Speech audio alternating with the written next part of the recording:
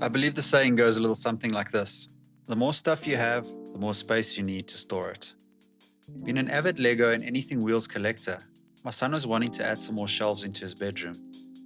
I'm sure a few extra floating shelves would have been more than enough to satisfy his needs, but naturally I seized this opportunity to build a bookshelf idea that was stored in one of my ever-expanding Pinterest collections.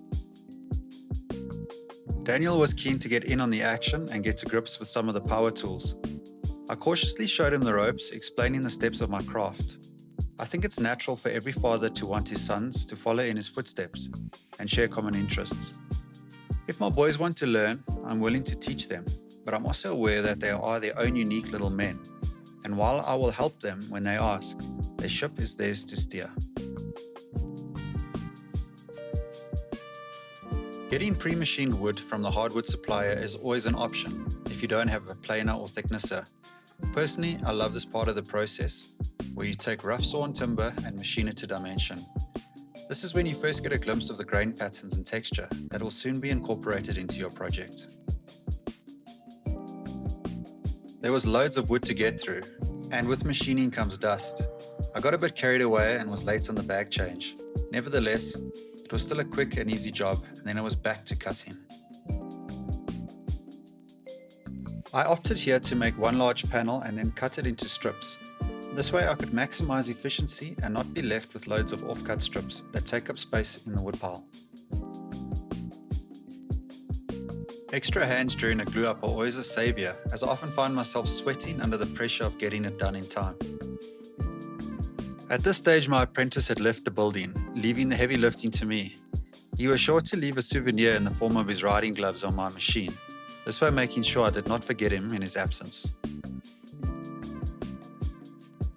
Cutting the smaller panels on my sliding table saw was a breeze, but I left the large panel for the track saw. I always like to break up larger pieces with a track saw and then bring them over to my table saw for final dimensions.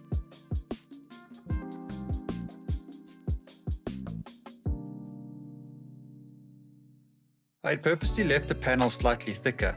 This allowed me to send them through the planer after the glue up, which will make the sanding process much faster towards the end.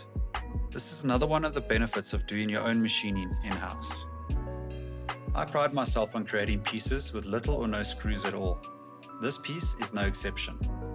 I'll be making use of dados to provide the support for the shelves and some dominoes for the top, bottom and back panel. Cutting the grooves for the back panel required creating a template and flush trimming the cutouts to get a nice clean finish. This is a process I've struggled with, but with each project I refine my tooling and techniques to produce a cut with minimal or no tear out at all. My biggest takeaway here is that straight bits don't like end grain. Spiral bits are undoubtedly the way to go, and after struggling away with this project, I now have the ultimate bit in my collection. This is a spiral compression bit, ensuring a clean cut both top and bottom of the workpiece. Another trick is to make use of a bit with a top and bottom bearing, this allowing you to flip the piece around, preventing tear out at the end of your cut. Using a spacer stick planed to the shelf thickness minus the diameter of the tool helps me get the perfect fit each time when cutting the dados for the shelves. With tear out once again being a concern, I used clamps to hold a scrap piece of wood at the tool exit point, thus creating a clean cut.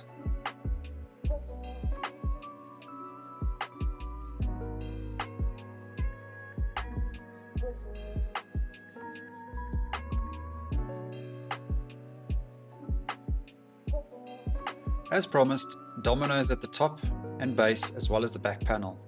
I did make sure to leave a slight gap between the back panel and the base to allow for any possible wood movement that might occur.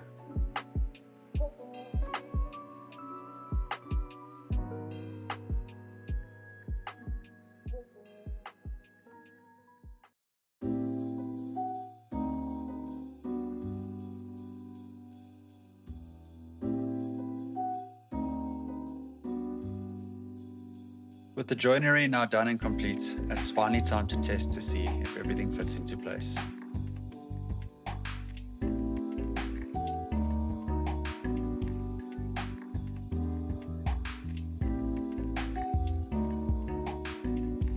This was always going to be a challenging glue up, and I opted to do it in stages, adding one shelf at a time, ensuring a tight fit all around.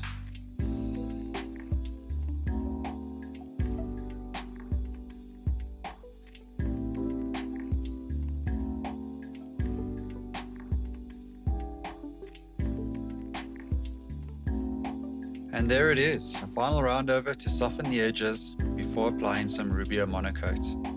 Thank you for watching. I'll leave you with some final shots of the finished piece.